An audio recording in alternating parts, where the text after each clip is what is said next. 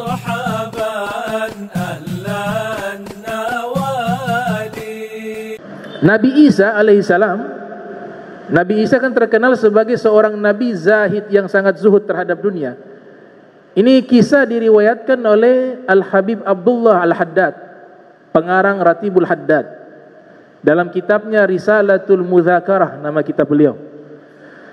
Jadi Nabi Isa ketika bertemu seorang dari Bani Israel ingin mendaftar sebagai muridnya Nabi Isa, seorang pemuda.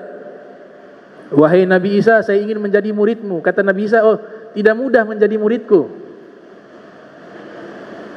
Maka pemuda tersebut mengatakan, tidak, saya sungguh-sungguh ingin belajar kepadamu, ingin menjadi muridmu. Maka Nabi Isa terima pemuda ini.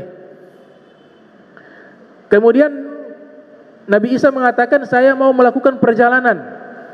Jadi kalau engkau sudah menjadi muridku, engkau harus temani perjalananku, kata Nabi Isa. Maka sang pemuda tersebut mengatakan, iya, saya akan ikut perjalanan tersebut. Nabi Isa sediakan 3 potong roti. Wahai muridku, ini ada 3 potong roti. Kita sebentar makan, 1 potong untuk saya dan 1 potong untukmu. Adapun yang ketiga, potongan ketiga ini kita simpan untuk bekal. Itu Nabi Isa katakan kepada calon muridnya. Maka setelah itu Nabi Isa mengatakan, saya ada hajat, mau keluar sebentar, tolong kau jaga ini makanan. Nabi Isa keluar sebentar, kemudian Nabi Isa kembali. Ternyata roti sudah tinggal 2.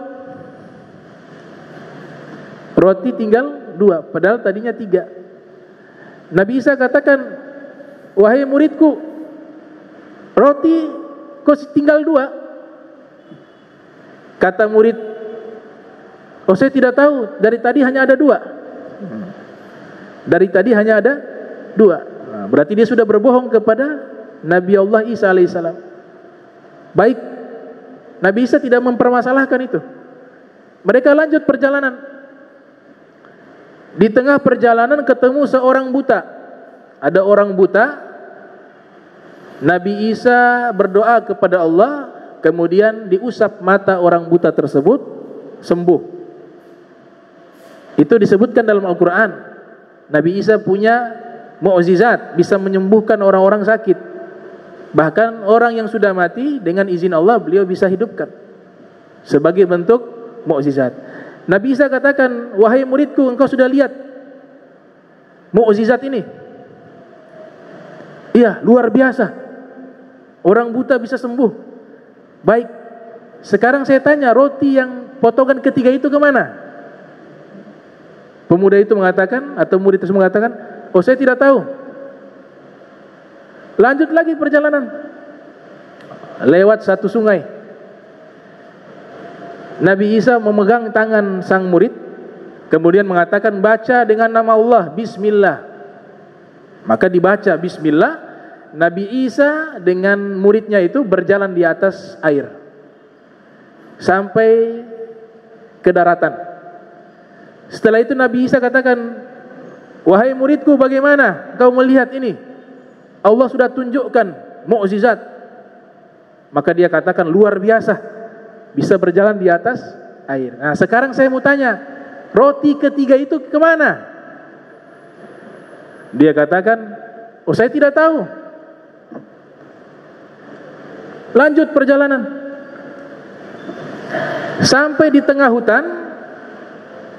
Nabi Isa kumpulkan batu kerikil, pasir-pasir, dikumpulkan jadi satu tumpukan. Kemudian Nabi Isa berdoa, ya Allah, jadikan ini emas. Zahab, bahasa Arabnya zahab. Itu tumpukan pasir, batu kerikil berubah jadi emas. Kemudian Nabi Isa bagi 3 bagian. Ini 1/3 untuk saya, kata Nabi Isa. Emas tersebut 1/3 untuk saya. 1/3-nya untukmu. Dah. Sampai di situ Nabi Isa diam. Berarti masih sisa 1/3 lagi. Maka pemuda tersebut, calon murid tersebut mengatakan, wahai Nabi Isa, yang sepertiga laginya buat siapa? Kata Nabi Isa, buat yang makan roti yang ketiga. Makan roti yang ketiga. Kan ada 3 potong, ini yang ketiga. Oh, ini yang sepertiga ini buat orang yang makan roti yang ketiga itu? Iya. Dia mengaku, saya yang makan. Saya yang makan. Jadi ini ada hikmah, punya sifat hirsun, rakus. Orang rakus terhadap dunia binasa. Orang menjadikan tujuan kehidupan 100% hanya dunia dan dia mengabaikan akhirat, akan binasa. Ini kisahnya panjang, saya singkat.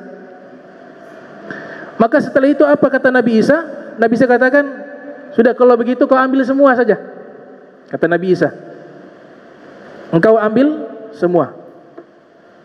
Dia senang girang, waduh, dia sudah gak pikir mau belajar ke Nabi Isa atau apa, udah gak kepikiran. Orang rakus gak bisa belajar ilmu agama, ilmunya para nabi gak bisa. Orang yang cinta dunia, yang rakus terhadap dunia, yang meremehkan akhirat, yang meremehkan ilmu Nabi Muhammad, gak bisa ikut nih barisan ini. Makanya dia keluar, dia pilih emas, dia tinggalkan Nabi Isa. Padahal kalau dia ikut Nabi Isa bisa kasih itu gunung emas dengan mukjizatnya. Dia tinggalkan. Kata Nabi Isa, kalau gitu kita berpisah sampai di sini. Ini gunung emas atau tumpukan emas ini saya berikan kepadamu seluruhnya. Dia girang, dia senang, dapat emas. Udah masa bodoh dengan Nabi Isa, dia bilang. Yang penting dapat emas. Nabi Isa pergi. Tiba-tiba tidak lama berselang waktu datang 3 orang perampok. 3 orang perampok. Datang lihat, ada gunung, ada tumpukan emas, ada tambang emas. Akhirnya 3 perampok ini bersepakat. Coba kita lihat yang punya siapa. Oh, itu ada 1 orang di situ. Jadi dia ini bingung mau angkut bagaimana nih emas. Karena tumpukan itu begitu besar, dia sendiri tidak mampu memikulnya. Bagaimana mau pikul semua? Akhirnya dia duduk di situ sambil melihat itu tumpukan emas. 3 perampok ini datang sudah bersepakat, kita bunuh saja itu yang punya emas biar kita ambil emas itu seluruhnya. Maka yang calon murid Nabi Isa tadi dibunuh. Wala dapat emas, sudah mendapat murkanya seorang nabi, keluar dari jalan para nabi, jalannya Nabi Isa sebagai murid Nabi Isa, keluar. Tidak jadi muridnya Nabi Isa. Dibunuh. Dan bangkainya dibiarkan di situ. Karena di tengah hutan. Ternyata 3 perampok ini juga dalam hatinya punya sifat yang sama, rakus. Mulai 2 berbisik. Ini bagaimana nih? Yang satunya bilang, kita bagi 3 saja. Sepertiga ini, sepertiga, pas 3 orang. Kemudian 2 perampok ini berbisik, wah ini kita dapat sedikit kalau sepertiga. Bagaimana kalau kita bunuh saja dia? Biar kita bagi 2. Nah, mulai. Bagaimana caranya? Nanti kita habis makan, kita bunuh dia. Suruh dulu dia pergi beli makanan, nanti dia balik membeli makanan, baru kita bunuh dia. Udah. Panggil kawannya yang satu. Tolong nih beli makan, sudah lapar. Baik, dia pergi ke pasar untuk beli makanan. Yang kedua orang ini, perampok ini sudah berpikir, wah dia balik kita bunuh, biar kita dapat bagi 2 ini, harta yang berlimpah ini, emas. Ternyata yang beli makanan juga mikir, sudah beli makanan, dia bilang, kalau bagi 3 tanggung ya. Bagaimana kalau saya miliki semua saja? Apa yang dia lakukan? Itu makanan dia campur racun. Dicampur racun. Subhanallah, ini luar biasa ini kisah mahal ini. Ini filosofi bagaimana dunia yang menipu kita. Dunia yang membuat kita lupa kepada akhirat. Tapi kalau kita hidup di dunia, taat kepada Allah, tidak tertipu, tidak merasa mulia dengan standar harta. Kita menilai orang itu mulia karena kesolehannya, karena akhlaknya yang baik, bukan karena jabatannya, bukan karena hartanya. Memang jabatan juga diperintahkan Nabi muliakan. Muliakan pemimpin kalian. Tapi yang menjadi tolak ukur adalah kesolehannya, kebaikannya. Akhirnya dia taburi racun. Dia sudah makan duluan, yang 2 bungkus ini buat kawannya, dia sudah taruh racun. Sampailah ke hutan. Kawannya bilang, kita mau ngobrol sebentar ke belakang. Mana makanannya? Ambil makanan, ditaruh dulu makanan. Dibawa ini yang beli makanan di tempat yang agak jauh dari tumpukan emas, kemudian dibunuh. Jenazahnya ditarik lagi, ditumpuk dengan jenazah orang tersebut yang dibunuh tadi. Sudah, mereka girang, kita bagi 2 ini. Bagi 2, kita dapat emas yang berlimpah ini. Ya. Sebelum kita bagi 2, ini lapar nih, kita makan dulu. Ya. Akhirnya dua-duanya makan. Ketika sudah makan, selesai kenyang, belum sempat mereka sentuh itu emas, dua-duanya terkapar mati karena racun. Jadi siapa yang memiliki emas? Gak ada. Hakikatnya harta yang kita miliki di dunia ini sebenarnya tidak bisa kita miliki secara hakikat. Karena suatu saat kita akan tinggalkan. Nanti yang memiliki anaknya diwariskan lagi, diwariskan lagi, diwariskan lagi. Bahkan saya katakan rumah yang ada, rumah waris khususnya yang ada, umurnya lebih panjang dari penghuni rumah. Ada rumah 200 tahun, 150 tahun. Tapi yang punya rumah tidak sampai 70, 80, nanti diwariskan. Padahal yang bangun yang pertama. Apakah dia miliki? Hakikatnya tidak dimiliki. Dia tinggalkan semuanya. Dia tinggalkan semuanya. Nah, waktu berselang, tiba-tiba waktu berjalan, beberapa tahun kemudian, Nabi Isa lewat dengan murid-muridnya. Nabi Isa lewat dengan murid-muridnya. Lewat ke hutan yang dimana calon murid mati. Lewat Nabi Isa dengan murid-muridnya, tujuannya memberikan pendidikan. Mereka masuk ke hutan tersebut, tumpukan emas itu masih ada. Tapi di depan tumpukan emas ada tengkorak manusia. Kemudian Nabi Isa tunjukkan, wahai murid-muridku, lihatlah ini. Murid-muridnya melihat, oh, tumpukan emas wahai Nabi Isa. Kaum Hawariyun dilihat.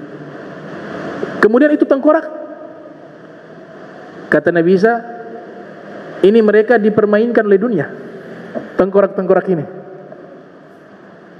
Hakadha taf'alu dunya bi ahliha fa'buruha wa la ta'muruha, kata Nabi Isa. Beginilah orang-orang yang dipermainkan oleh duniawi. Ini emas dia tidak dapat, yang ada apa? Seluruhnya saling bunuh dan mati. Ujung-ujungnya apa? Jadi bangke, jadi tengkorak, jadi tulang.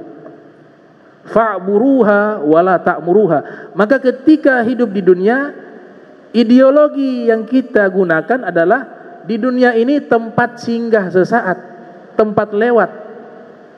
Maka lewati saja. Ad-dunya kintara fa'buruha wala ta'muruha, kata Nabi Isa alaihissalam. Dunia ini jembatan. Jembatan itu tugasnya apa? Hanya tempat perlintasan.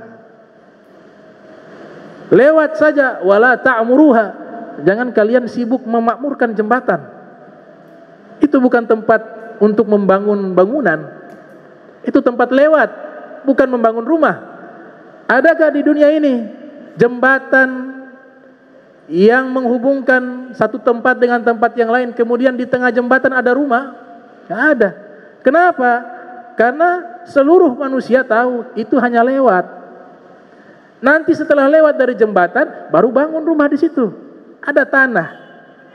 Itu filosofi yang luar biasa diajarkan oleh Nabi Isa alaihissalam. Maka kisah ini jadikan satu pemikiran bagi kita.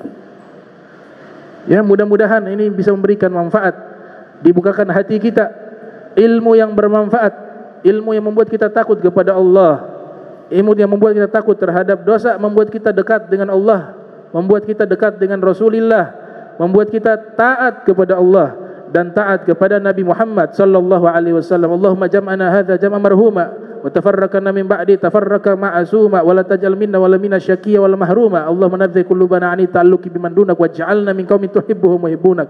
Subhanaka bihamdika asyhadu an la ilaha illa anta astaghfiruka wa atubu ilaik. Wa sallallahu alaihi Muhammadin wa ala alihi wa sahbihi wa barik wa sallam wa ila hadratin nabi al-Fatihah. Bismillahirrahmanirrahim. Subhanakallahumma wa tahiyyatu fiha salam wa alhamdulillahi rabbil alamin. Wassalamualaikum warahmatullahi wabarakatuh.